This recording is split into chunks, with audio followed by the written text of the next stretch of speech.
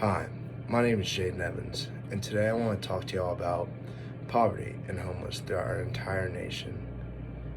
First off, I will be comparing the past, kind of the present.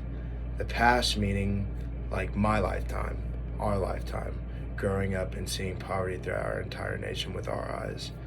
And then present day, what we're dealing with and living with right now with a huge issue, COVID-19 to be the hint. And then, so first off, I just want to put out something that I kind of live by day to day, dealing with like homelessness and poverty. Not really homelessness, but kind of like poverty level. Just like my grandpa changing our family around. He's a big reason why I'm here today. And so he always had a job. He always was working. He's been working since he was 8. He told me. That's what he tells me today. And so he just always has a job. He's retired now. And so he always just had some sort of income. And that's why I kind of live by today. So when I had the first opportunity to get a job, I took advantage of it.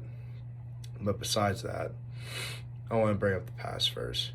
So looking at the past, growing up, seeing poverty throughout my life, it's not really like looking at the numbers like on news and all that, like, yeah, that's all great. It's all statistical, it's all great. The numbers can be as low as they can be. But our whole population is so huge. Like, even if it's just a little bit of a number, like that's a good like percentage of a group. That's a good section of a group. And so when you take that into consideration, and when you like go to the city or go to the state, wherever they are, and you see like the poverty level and just like dang, like these people still have to like deal with this, like 18 million children like in our nation like have to deal with homelessness. Like, think if we had to deal with homelessness when we were like 4 or 5, it'd be horrible. And some kids have to deal with it. And I know like we do the best thing we can do like is like donate to charity, like start GoFundMe's for the people like specific or any kind of like specific group. But I mean, at the end of the day, like even though like the numbers can be as low as they can be, literally like point oh one, even that point oh one, just that one, that's like a portion. It's a section of the group. And so that brings me to the present day now with unemployment and COVID-19. So COVID-19, it was around March 13th, March 14th, COVID-19 hits when I was at the University of Arkansas. We all get sent home. Everything gets locked down. Businesses, restaurants, everything, schools online, everything's locked down. Everything's different. So taking that into fact that it sent millions of people into unemployment and people were signing up for unemployment stuff, it's shocking. It's shocking that people had to deal with that, because now we still have to deal with it.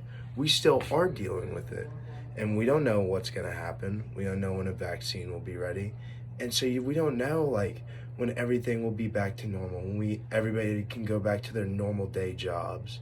Like, people are still out of jobs. Like, people are not even just in our nation technically, but around the world. Like, people are out of jobs. Like, there's nothing that they can do. And at the end of the day, all we can say is like, oh, I hope for a vaccine. Like, when's the vaccine gonna be ready? Is it ever gonna be ready? Like, COVID-19 is never gonna go away. It will go away, but until the vaccine's here, we still have to be living just differently. Just differently, nothing will be the same until it's away. It's basically a global recession, I put it. And right now we're in not really a nationwide recession, but we're damn near close. And so that brings me to my chart right here. Just kind of showing, not really too much. Oop, sorry. This chart goes all the way from 1959 all the way to 2018. I don't know why it keeps doing that. Yes, but when it gets to around, I say like right there, around like 2010ish area, it's like under 15, and when it goes to 2018, it was 11.8%. That was like the pre-recession low for the U.S. poverty levels. So even though it was being that low, or it was getting lower in our years, it was 11.8 just 2 years ago, and it keeps getting lower and lower as it goes. But until it's just completely zero, there's not even a number left, it'll always still just be a problem. It'll always just still be something sad to look at.